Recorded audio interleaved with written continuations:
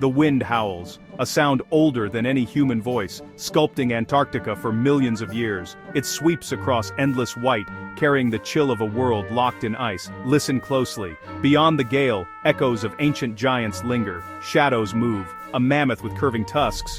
A serpent-necked swimmer. A towering bird. These are the ghosts of the ice. But did they ever truly roam Antarctica? When we picture the Ice Age, we imagine mammoths and saber-toothed cats. But did these icons ever brave the southernmost continent?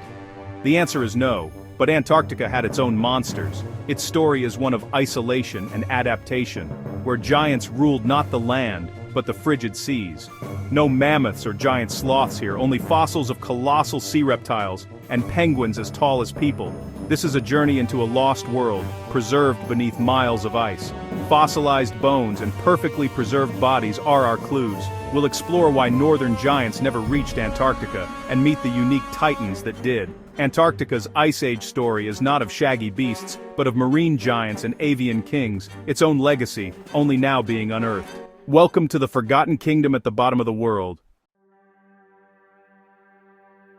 To understand Antarctica's uniqueness, we first look north, to the Arctic, where Ice Age megafauna thrived. The woolly mammoth, covered in thick hair and armed with massive tusks, roamed vast grassy plains called the Mammoth Steppe. Alongside them, saber-toothed cats, giant ground sloths, woolly rhinos, and cave lions, each adapted to the cold. These giants shaped their ecosystem, migrating across continents connected by land bridges exposed by low sea levels. The Bering Land Bridge linked Asia and North America, allowing mammoths and early humans to spread. It was a connected world of ice and grass.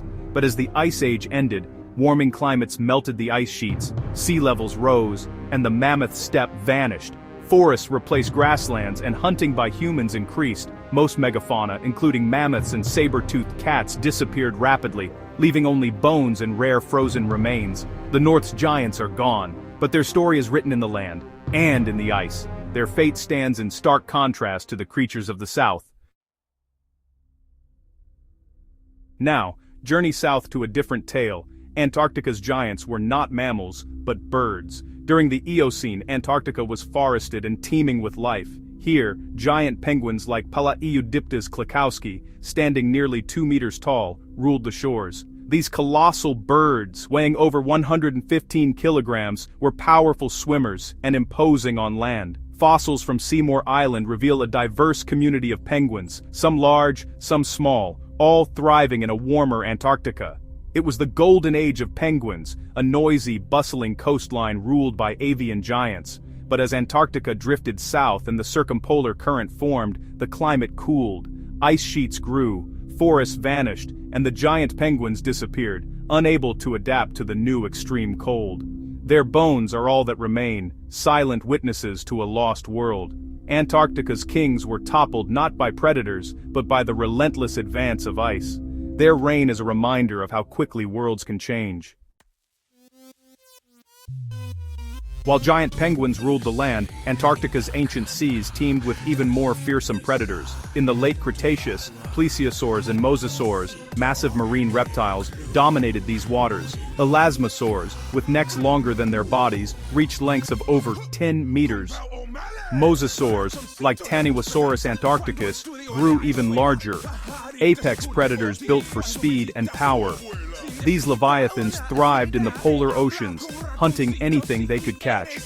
Their reign ended abruptly with the asteroid impact that wiped out the dinosaurs.